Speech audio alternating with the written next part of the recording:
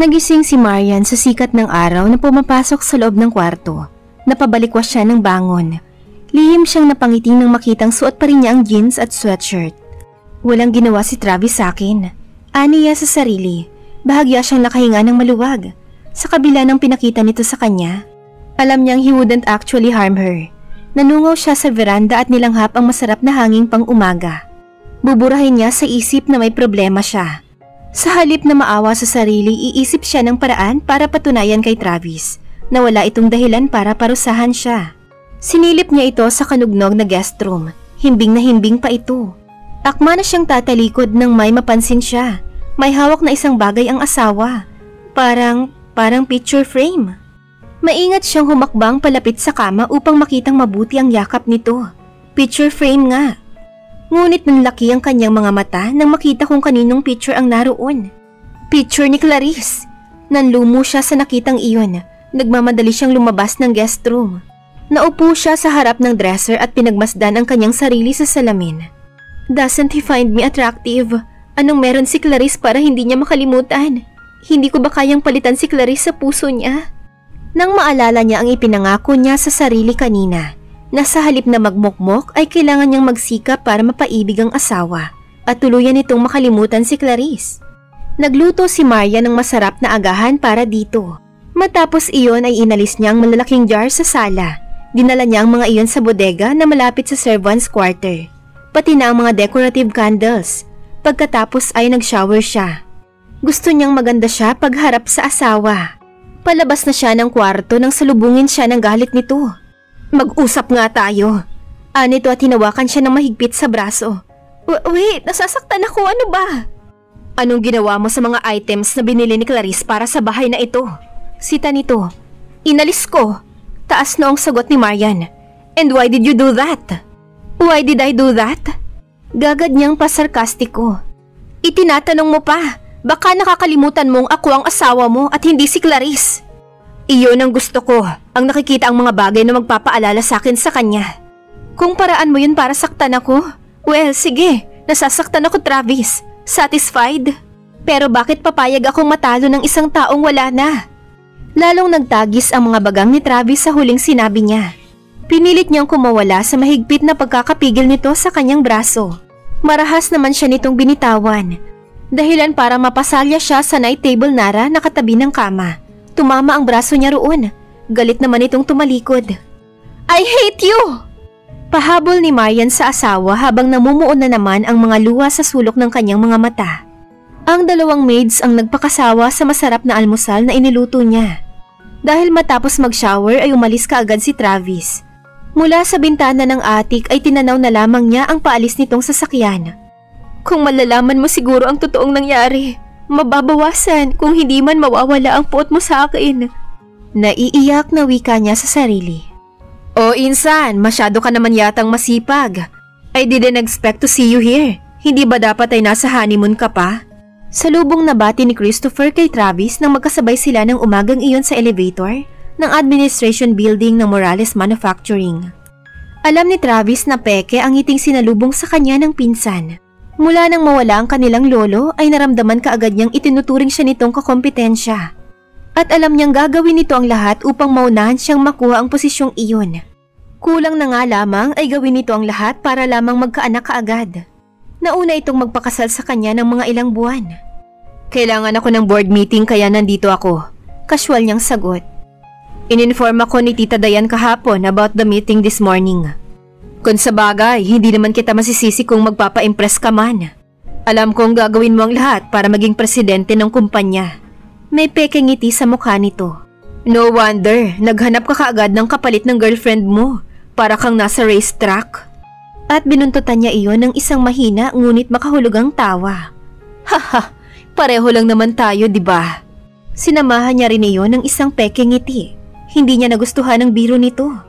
Kahit noong mga bata pa sila ay hindi sila close. Lumaki kasi ito sa Amerika. Teenager na nang magbalik ito sa Pilipinas. Sa lahat ng pinsan niya ay ito ang hindi close sa kanya. Ito kasi ang klase ng taong gusto'y lagi itong pinakamagaling. Mahilig magpa-impress at mang-agaw ng eksena. Bagamat aminado siyang may angkin din naman itong talino at leadership. Deserving din naman itong maging presidente at manager ng Morales Manufacturing. If the position is meant to be mine, I will be the next president of the company. Sabi pa niya nang bumukas ang pinto ng elevator sa 4th floor kung saan naroon ang conference room. Yes, I want to have the position, but rest assured na hindi ako mag-exert ng extra effort to have it. Kung ikaw ang magiging presidente, hindi sasama ang loob ko. Pagmamalasakitan mo naman siguro ang kumpanyang pinalago ni Lolo. But of course, maagap at defensive ang dating ng sagot ni Christopher habang magkaagapay silang naglalakad sa corridor na patungo sa conference room. Talagang pagmamalasakitan ko ang kumpanya kapag ako ang naging presidente. At alam kong mas mapapaunlad ko pa ito kapag ako ang pumalit kay Lolo. Talaga lang ha? Ewan niya kung nahimigan ng pinsan ang sarcasm sa tono niya. Kung ako ikaw, aatupagin ko ng paggawa ng baby. Sabi nito. Baka maunahan kita, maunsyami ang pangarap mo. I'm not in a hurry. Pakli ni Travis. Ikaw ang nagmamadali. Balita ko'y nagtatanong ka ng tungkol sa process ng, alam mo na. Pagkasabi niyon ay nagpauna na siya sa pagpasok ng conference room. Nilibang ni Marian ang sarili ng maghapong iyon. Gusto sana niyang lumuwas para bisitahin ang Marian's Pizza, ngunit hindi siya nakapagpaalam kay Travis. Ayaw naman niyang may magawang lalo pang ikagagalit ng asawa, kaya nag-gardening na lamang siya. Nang matanaw niyang parating si Raquel ay lumapit siya sa gate upang buksan iyon. Hi Marian! Bati nito sa kanya habang palapit sa gate. Hello! Ganting bati niya habang binubuksan ang grilled iron gate. How's the newlywed? Tanong nito nang makapasok na sa bakuran nila.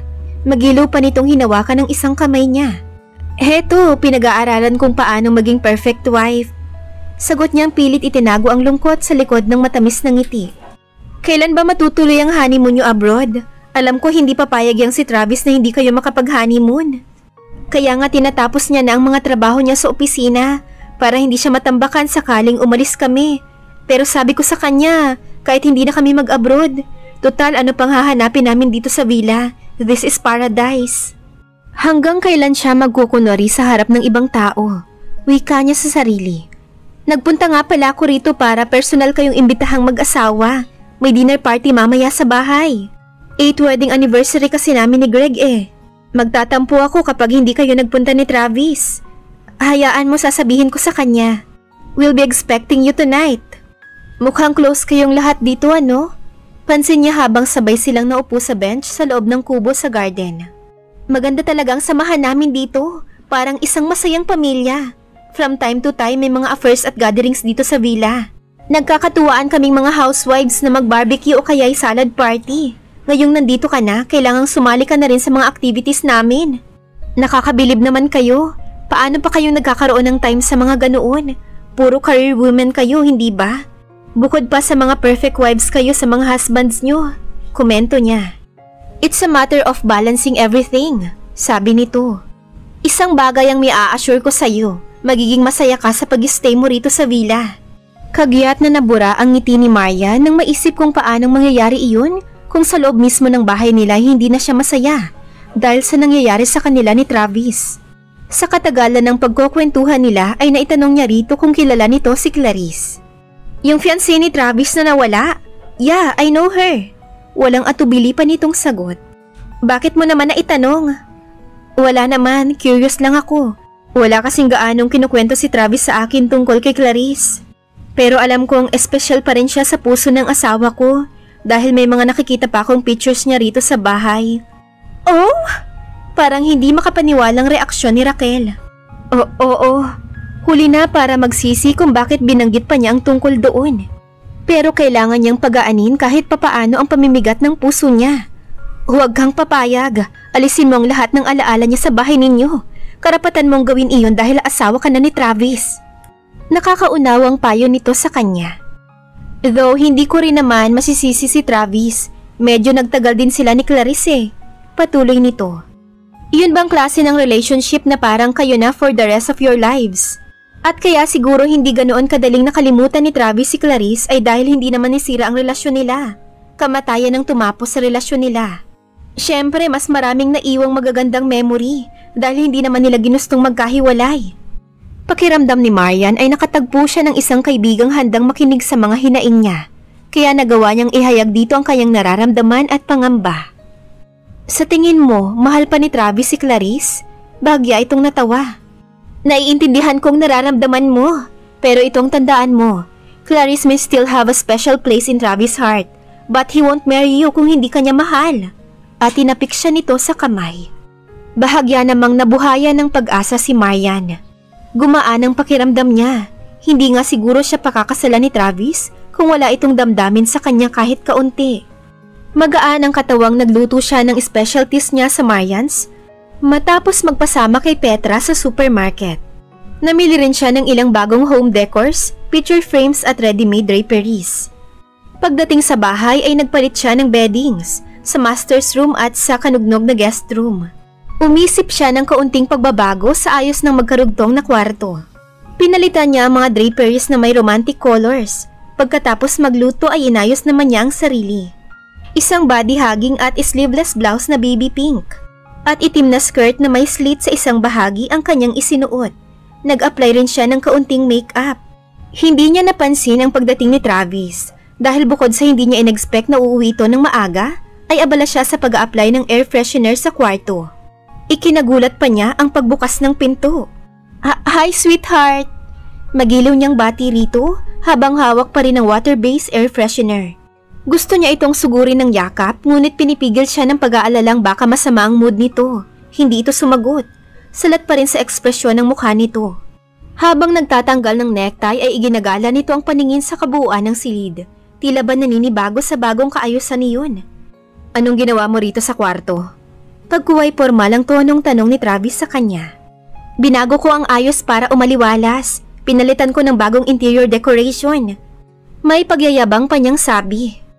I don't seem to like it. Bumayad ako ng mahusay na interior designer para ayusin ito. Pagkatapos babaguhin mo lang nang hindi man lang sinasabi sa akin. Natigilan siya. Napaawang ang bibig niya sa hindi inaasahang negatibong reaksyon mula rito. At hindi ko gusto ang amoy ng air freshener na yan. It irritates me and I'm not used to that. Iritadong dagdag nito na sinundan pa ng padarag na patalikod patungo sa walk-in closet. Bumuntong hininga si Marian upang pakawala ng sama ng loob. Dahil kung hindi niya gagawin iyon ay para siyang bulkang sasabog anumang sandali. Asa ka pa kasi, kastigo niya sa sarili. Alam naman niyang mistulang isang masamang tao ang trato sa kanya ng asawa. Napaghihiganti ang motibo nito. Umasa pa siyang uuwi ito nang nakangiti. Sasalubungin siya ng yakap at halik at sasabihing, ang ganda ng bagong ayos nitong bedroom. Ngunit kabaliktaran ang narinig niya. Paglabas ni Travis mula sa walk-in closet ay nakapagpalit na ito ng pambahay. Napadaan nga pala ako kina Greg. May dinner invitation tayo mamayang gabi. Malamig na sabi nito. Alam ko na. Sabi niyang hindi nakatingin dito. Nakaupo siya sa kama at hawak pa rin ang air freshener. Akmang lilipat na ito sa kanugnog na kwarto nang muli siyang magsalita. Nagluto ako para sa'yo. Tiningnan siya nito kaya hindi sinasadyang nagtama ang kanilang mga mata. It's already 5:30. Kung kakain ako, paano ako makakakain kina Greg? Alam mo na palang may invitation sila sa atin, hindi ba? Pasupladong tugon ni Travis. Nandoon pa rin ang talim sa mga mata.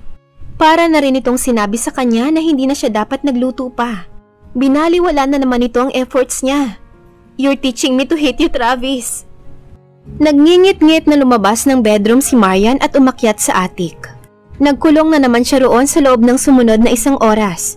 Maya-maya'y narinig niya ang mga katok ni Travis. Get dressed, hinihintay na tayo ni Greg at Raquel. Malakas nitong sabi sa tapat ng pinto. Magpunta kang mag-isa mo. Naiinis naman na wika ni Marian. Don't try me, Marian. Hindi mo pa ako nakikita kung paano ako magalit. Hindi mo pa ako lubos na kilala. Leave me alone. Just leave me alone. You think of as many little schemes as you like, but there's no way you can fight me and win. Hindi e-epekto sa akin ng kahit na anong gawin mo. You're my wife at dapat lang na maging submissive ka sa akin. No way! Hindi ako papayag na tratuhin mo ako ng ganito, Travis. Nang hindi na ito kumibo, inakala niyang umalis na ito sa tapat ng pinto ng attic. Ngunit nagulat pa siya nang bumukas ang pinto pagkalipas ng ilang sandali. Huwag kang lalapit! Don't you ever dare to touch me!